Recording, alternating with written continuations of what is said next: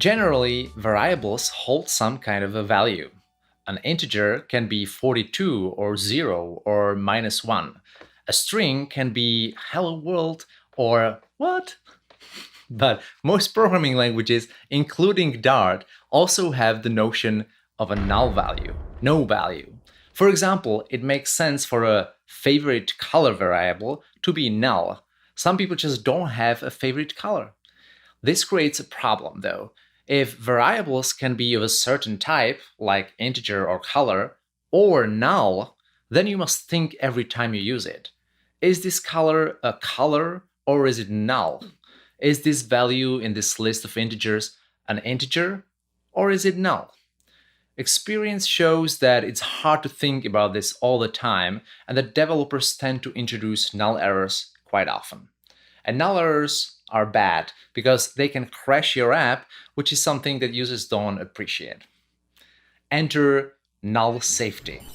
By default, Dart now assumes that your variables are never null. For example, the h variable here is non-nullable. It must never be assigned null.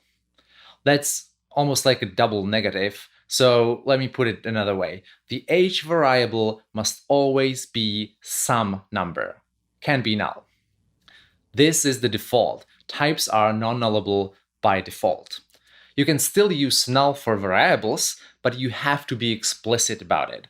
Here we're saying that favorite color is nullable by adding the question mark. The variable can be null. It can be a color or null.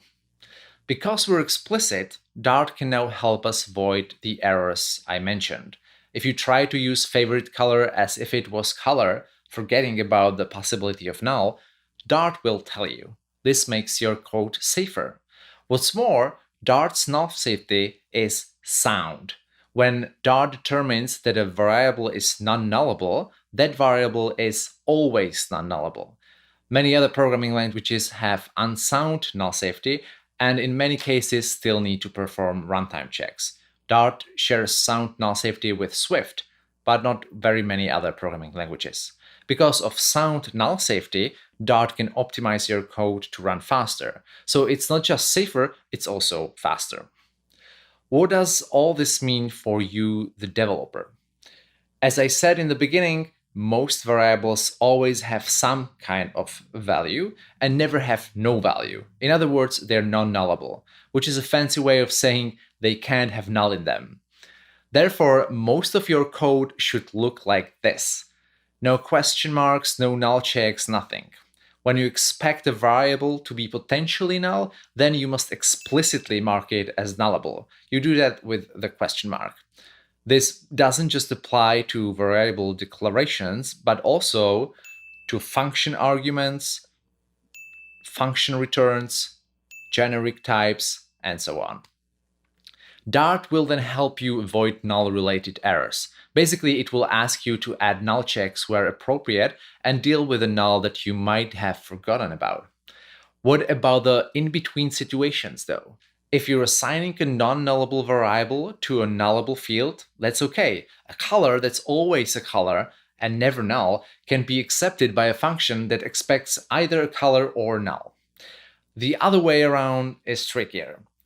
A nullable color, which can be a color or null, cannot be given to a function that expects a non-nullable color. Said differently, if your function says, I never take nulls, my argument is non-nullable, you can't give it something that might be null. So how do you deal with that situation? You have a few possibilities. 1. Avoid the call altogether if you know it's null. 2. Use some other value instead when you know it's null. 3.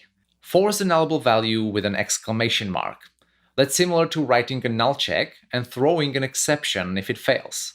So you should only do this if you're 100% sure the variable is not null in this particular case, even though the type is nullable.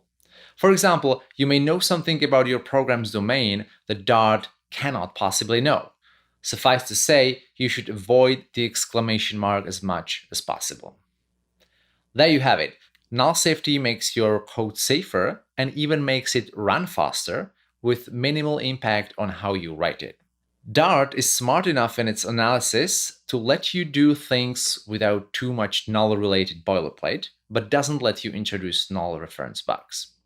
That's it for this video. It was a mere introduction. Check out dart.dev/nullsafety for more and stay null safe out there.